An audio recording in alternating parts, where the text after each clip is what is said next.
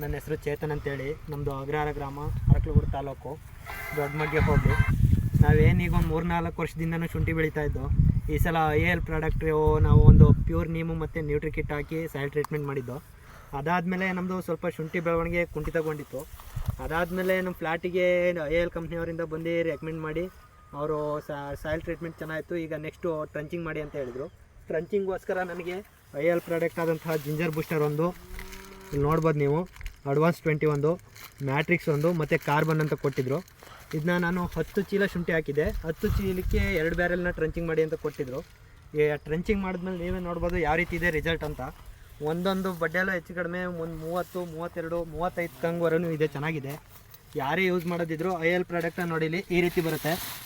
ನಂದು ಮೊದಲು ಇಷ್ಟು ಬೆಳವಣಿಗೆನೇ ಇರಲಿಲ್ಲ ಶುಂಠಿ, ನೀವೇ ನೋಡ್ಬೋದು.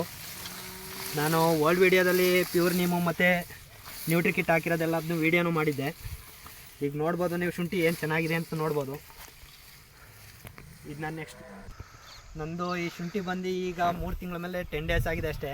3 ತಿಂಗಳು 10 ದಿನ ಅಷ್ಟೇ ಶುಂಠಿ. ನೋಡ್ಬೋದು ಎಷ್ಟು ಚೆನ್ನಾಗಿ ಹೊರ್ತಾ ಬಂದಿದೆ ಅಂತ. ಎಲ್ಲ ಆಲ್ಮೋಸ್ಟ್ ಅಲ್ಲಿ ಓಡಾಡೋಕ್ಕೆ ಜಾಗ ಇಲ್ಲ, ಆ ರೀತಿ ಕಂಗು ಹೊಡ್ಕೊಂಡು ಚೆನ್ನಾಗಿದೆ, ಆರೋಗ್ಯವಾಗಿದೆ. ಶುಂಠಿ ಹೆಲ್ತಿಯಾಗಿರುತ್ತೆ. ಪ್ರಾಡಕ್ಟ್ ಯೂಸ್ ಮಾಡಬೇಕಾದ್ರೆ AL ಕಂಪ್ನಿಯವ್ರನ್ನೇ ಯೂಸ್ ಮಾಡಿ, ಚೆನ್ನಾಗಿದೆ. ನೆಕ್ಸ್ಟ್ ಯಾರೇ ಶುಂಠಿ ಬೆಳೆಗಾರಿದ್ರೂ AL ಕಂಪ್ನಿನ ರೆಕಮೆಂಡ್ ಮಾಡ್ತೀನಿ. ನೋಡ್ಬೋದು ನೀವು ಫ್ಲ್ಯಾಟ್ನ ಯಾವ ರೀತಿ ಕಾಣಿಸ್ತಾ ಇದೆ ಅಂತ. ಶುಂಠಿ ಆರೋಗ್ಯವಾಗಿದೆ, ಚೆನ್ನಾಗಿದೆ, ಹೆಲ್ತಿಯಾಗಿದೆ, ಯೂಸ್ ಮಾಡ್ಬೋದು.